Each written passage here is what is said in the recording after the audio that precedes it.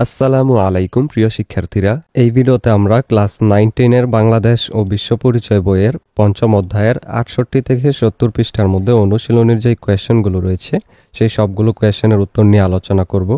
এখানে প্রথমে আছে কয়েকটা সংক্ষিপ্ত উত্তর প্রশ্ন, এরপর 5টা বর্ণনামূলক, এরপর কয়েকটা বহু নির্বাচনী প্রশ্ন এবং সবার শেষে রয়েছে 2টা সৃজনশীল প্রশ্ন।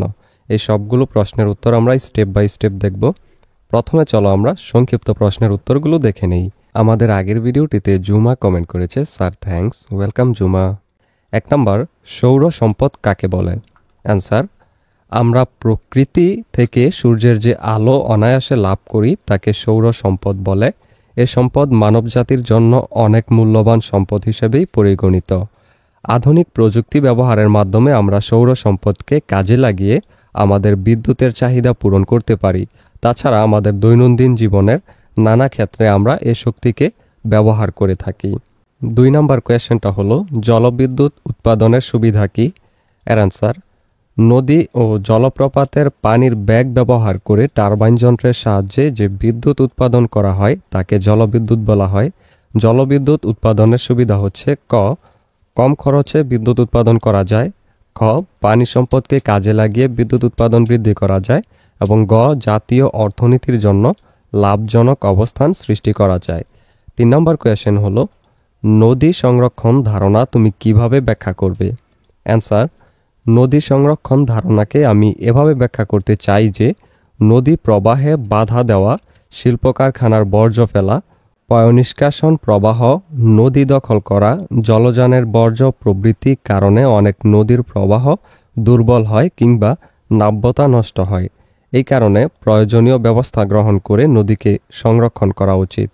বস্তুত নদী সংরক্ষণ একটি চলমান প্রক্রিয়া। এরপর বর্ণনামূলক প্রশ্ন 1 নম্বরটা হলো, নদীকে কেন্দ্র করে কিভাবে জনবসতির বিস্তরণ ঘটে ব্যাখ্যা করো? অ্যান্সার, নদী তীরবর্তী অঞ্চলে উর্বর মাটি, সহজলভ্য পানি এবং পরিবহনের সুবিধা থাকায় প্রাচীনকাল থেকেই জনবসতি গড়ে উঠেছে। নদীর পানি কৃষিকাজের জন্য অপরিহার্য, যা খাদ্য উৎপাদনের মাধ্যমে বসতি স্থাপনকে উৎসাহিত করে।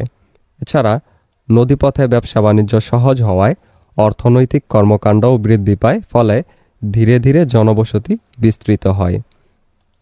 2 নম্বর কোয়েশ্চেন, নদীর গতিশীলতা বজায় রাখার জন্য কি কি পদক্ষেপ গ্রহণ করা যায়? অ্যান্সার, নদীর গতিশীলতা বজায় রাখতে হলে নদীর নাব্যতা রক্ষা করা জরুরি। এর জন্য নদীর তীরে অবৈধ দখল বন্ধ করতে হবে, অপরিকল্পিত বাঁধ নির্মাণ পরিহার করতে হবে এবং নদীর তলদেশে পলি জমা রোধের ব্যবস্থা করতে হবে। এছাড়া নদীর পানি দূষণমুক্ত রাখতে শিল্প কারখানার বর্জ্য নদীতে ফেলা বন্ধ করতে হবে। এরপর 3 নম্বর কোয়েশ্চেন হলো, কৃষিজ ও বনজ সম্পদের উপর জলবায়ুর প্রভাব বিশ্লেষণ করো।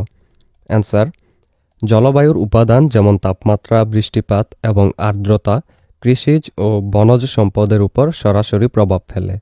অতিরিক্ত তাপমাত্রা বা কম বৃষ্টিপাত উভয়ই ফসল উৎপাদনের জন্য ক্ষতিকর। অন্যদিকে পর্যাপ্ত বৃষ্টিপাত ও অনুকূল তাপমাত্রা বনজ সম্পদের বৃদ্ধিতে সাহায্য করে।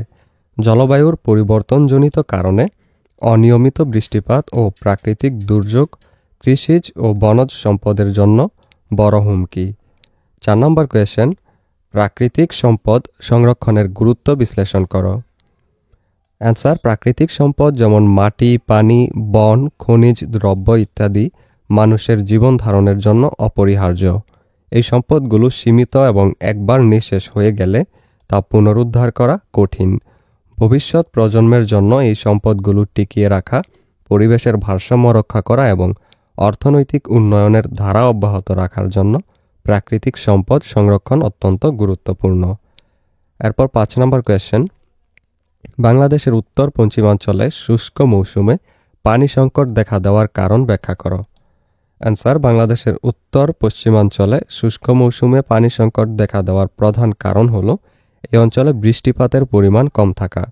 এছাড়া ভূগর্ভস্থ পানির স্তর নিচে নেমে যাওয়া, নদীর পানি কমে যাওয়া এবং অপরিকল্পিতভাবে পানি ব্যবহারের কারণে এই সংকট আরও তীব্র হয়। ফারাক্কা বাঁধের কারণে নদীতে পানি প্রবাহ কমে যাওয়ায় এই অঞ্চলের সংকট বেড়েছে।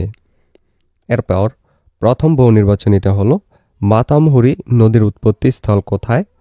ক, মাইভার পর্বত।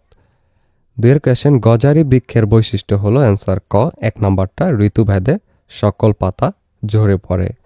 এরপর সজীব শিক্ষা সফরে ভারতের পূর্বাঞ্চলের একটি বনভূমিতে গিয়ে লক্ষ্য করে যে সেখানকার বৃক্ষগুলো বেশ উঁচু এবং ঘন। শিক্ষক তাদের বললেন যে বাংলাদেশের একটি অঞ্চলে এরূপ বৃক্ষ প্রচুর পরিমাণে জন্মায়। 3 কোয়েশ্চেন, সজীবের দেখা বনভূমিতে কোন বৃক্ষ জন্মায়? এটা হলো ক সেগুন। 4 নম্বর কোয়েশ্চেন, বাংলাদেশের কোথায় উক্ত বনভূমির অনুরূপ বনভূমি পরিলক্ষিত হয়? এটা হলো গ পার্বত্য চট্টগ্রাম। এরপর সৃজনশীল প্রশ্ন, প্রথমটা হলো জাহিদ চট্টগ্রাম বিশ্ববিদ্যালয়ে পড়ে।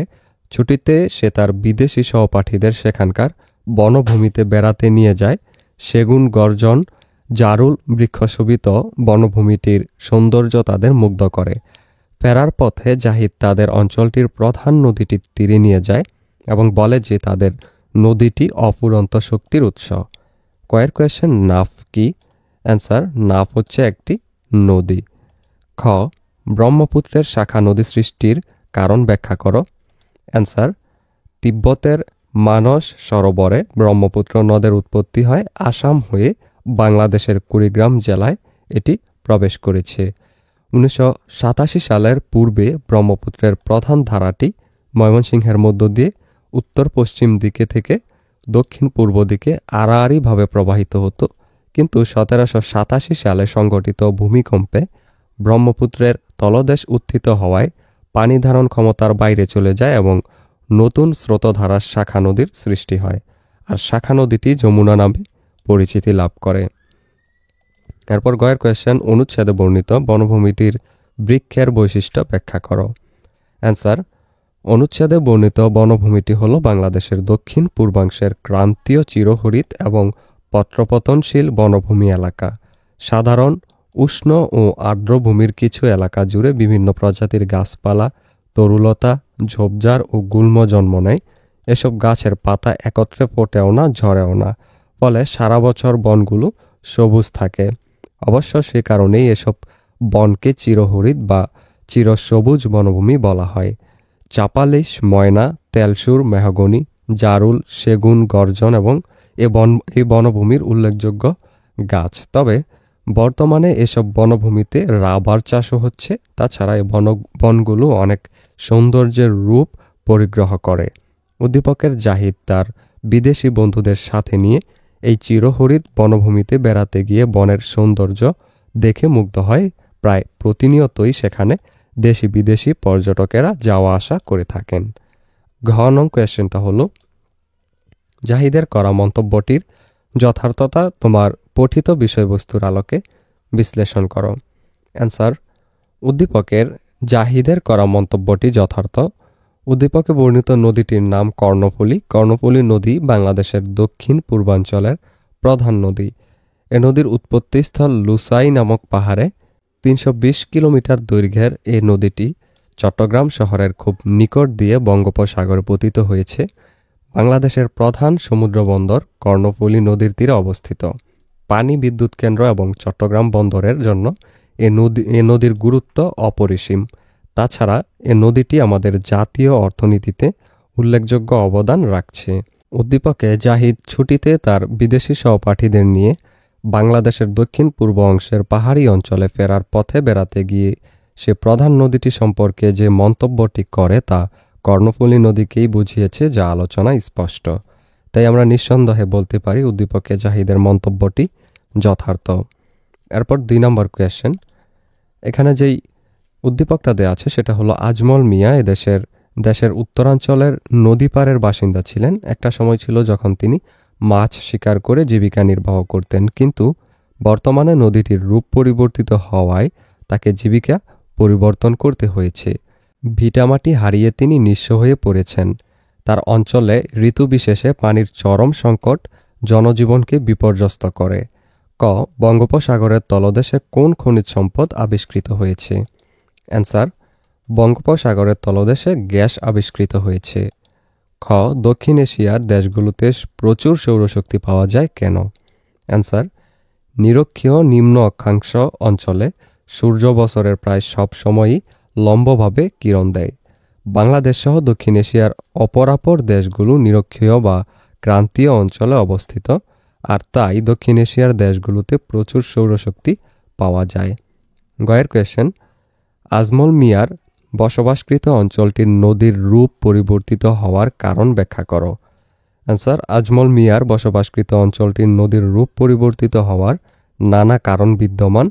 উদ্দীপকের আজমল মিয়া মাছ শিকার করে জীবিকা নির্বাহ করতেন, কিন্তু বর্তমানে নদীটির রূপ পরিবর্তিত হওয়ায়, অর্থাৎ নদীটি অনেক শুকিয়ে যাওয়ায় সেখানে মাছ শিকার অসম্ভব হয়ে পড়েছে। তাই তাকে জীবিকা পরিবর্তন করতে হয়েছে এবং ভিটামাটি হারিয়ে তিনি এখন নিঃস্ব। বাংলাদেশের নদীসমূহে উজান থেকে পানি আসে। এ পানিতে প্রচুর পলি থাকে। এসব পলি নদীর তলদেশে জমা পড়ে, ফলে নদীগুলোতে চর পড়ায় পানির প্রবাহ কমে গেছে। এভাবে অনেক নদ-নদী বিলুপ্ত হয়ে গেছে। উত্তরবঙ্গের জেলাসমূহে এভাবে অনেক নদী আজ মৃত পায়। এরপর ঘ অনুচ্ছেদে উল্লেখিত সংকটটি নিরসনে কী ধরনের পদক্ষেপ নেওয়া যেতে পারে, তোমার মতামত দাও। আনসার, অনুচ্ছেদে বর্ণিত সংকটটি হলো উত্তরাঞ্চলে নদীর বিলুপ্তি, যার ফলে আজমল মিয়ার মতো মানুষের জীবনযাত্রা বিপর্যস্ত। এই সংকট সমাধানের জরুরি পদক্ষেপ নেওয়া প্রয়োজন। প্রথমত, উজানের দেশগুলোর সাথে পানি বন্টনের ন্যায্য হিস্যার জন্য আলোচনা করতে হবে। দ্বিতীয়ত, নদীগুলোতে নিয়মিত খনন করে নাব্যতা ফিরিয়ে আনতে হবে এবং পলি জমা রোধের ব্যবস্থা করতে হবে। তৃতীয়ত, নদীর তীরে অবৈধ দখল বন্ধ করতে হবে এবং নদীর স্বাভাবিক প্রবাহ নিশ্চিত করতে হবে। এছাড়াও বৃষ্টির জল সংরক্ষণের ব্যবস্থা করা এবং ভূগর্ভস্থ পানির ব্যবহার নিয়ন্ত্রণ করা জরুরি। ক্ষতিগ্রস্ত জেলে ও কৃষকদের বিকল্প জীবিকার সুযোগ সৃষ্টি এবং জনসচেতনতা বৃদ্ধিও এই সংকট মোকাবিলায় গুরুত্বপূর্ণ ভূমিকা রাখতে পারে। এই ভিডিওটি এই পর্যন্তই। পরবর্তী ভিডিওতে আমরা ষষ্ঠ অধ্যায়ে রাষ্ট্র, নাগরিকতা ও আইন এই অধ্যায়টির সবগুলো অনুশীলনীর কোয়েশ্চেনের উত্তর নিয়ে আলোচনা করব। সেই ভিডিওটা পেতে হলে অবশ্যই চ্যানেলটিকে সাবস্ক্রাইব করে রেখো।